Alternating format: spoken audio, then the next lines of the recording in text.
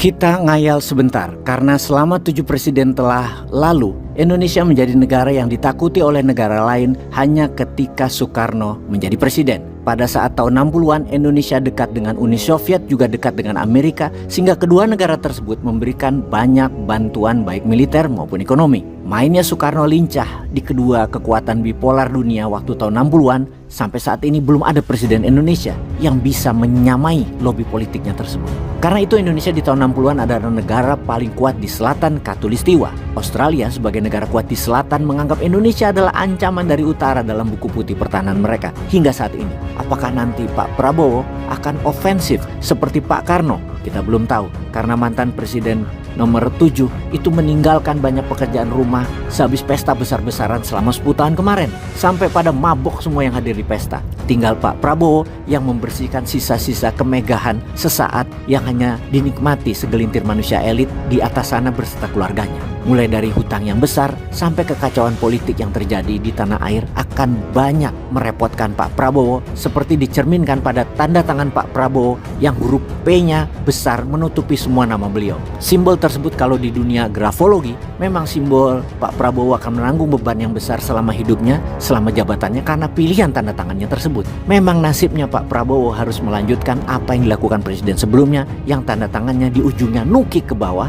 yang sekali lagi dalam dunia grafologi berarti di ujung karirnya ya nukik ke bawah. Namun yang nanggung Pak Prabowo, ya nasib. PR pekerjaan rumah yang berat 5 tahun ke depan oleh Pak Prabowo. Janji kampanye, makan sehat anak, utang luar negeri, dan keadaan luar negeri yang sedang tegang di mana-mana seperti akan perang, membuat kepastian Pak Prabowo akan fokus di dalam negeri.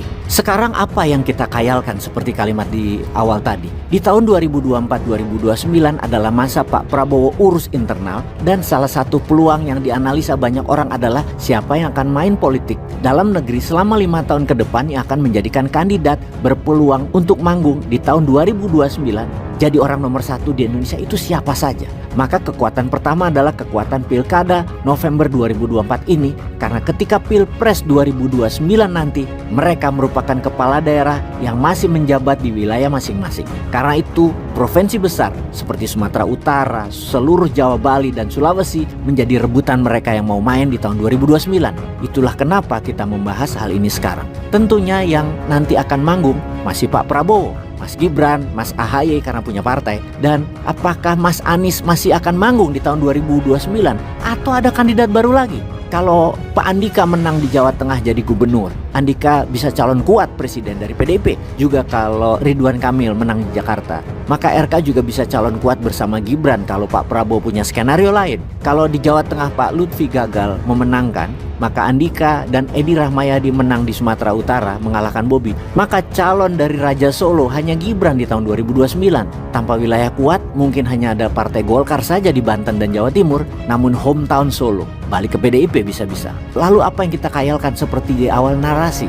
Pertama adalah turunnya threshold untuk menjadi calon presiden itu bukan 20% lagi. MK pasti akan memutuskan turun threshold tersebut hingga hanya 10%. Kedua, boleh calon presiden dari independen. Dengan adanya keputusan MK yang nanti akan diputuskan, hal ini akan membuat perubahan yang menarik. Karena kalau dari nama-nama di atas, para calon tersebut semua sudah dapat dipastikan tidak akan membuat Indonesia menjadi negara terkuat di selatan Khatulistiwa, baik secara ekonomi maupun kekuatan militer dan teknologi. Pasti akan sama saja. Namun ketika keputusan MK dibuat menurunkan threshold dan calon independen boleh masuk jadi calon presiden, maka pasti ada calon baru yang akan mengagetkan perpolitikan tanah air Indonesia.